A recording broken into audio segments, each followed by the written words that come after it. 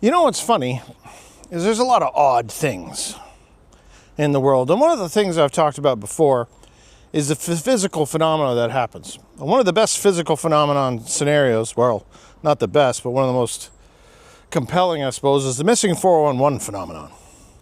In case you haven't been keeping track, missing 411 are all these people that seem to be going missing, well, inside national parks, but not just there, in wilderness areas.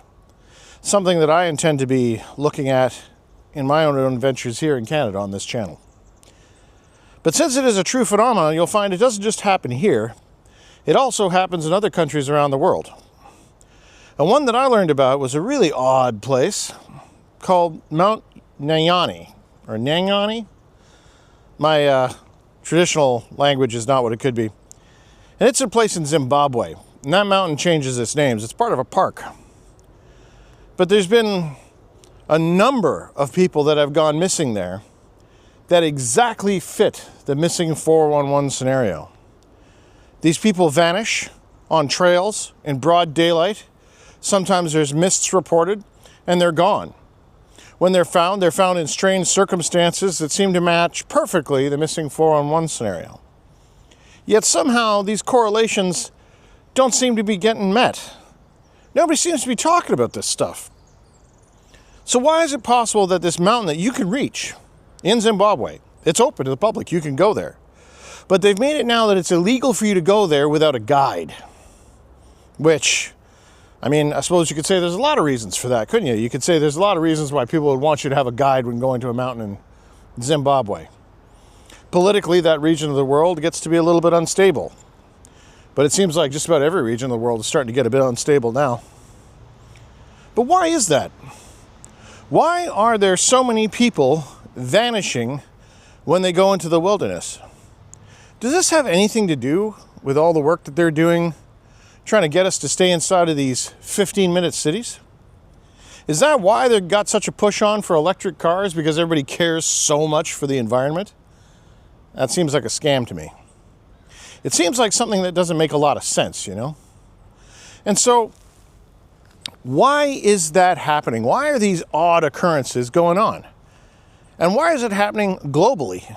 I invite you to check out this mountain, Mount Nyangani. I got a link to a pretty good description about what's going on with it down in the description there. But when you look at it, you'll find that the parallels to the missing 411 scenarios, which we've talked about before on this channel, are just staggering. So how is it possible that we've got these universal things occurring?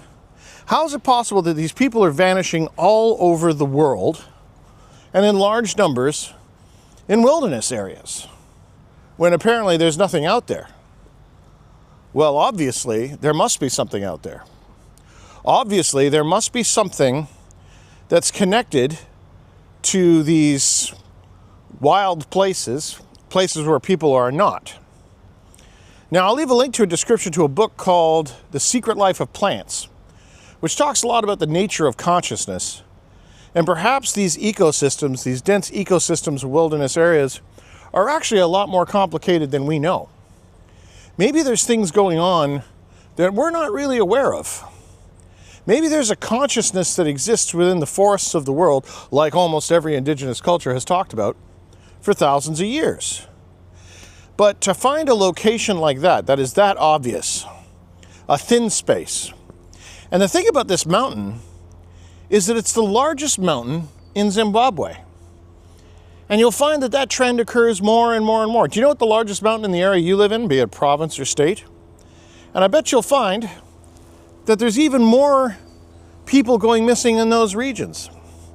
It seems to gravitate towards volcanoes, high places, places at a certain altitude. And that, to me, is something that we can investigate. That's something, to me, that we can look at and we can get physically involved with.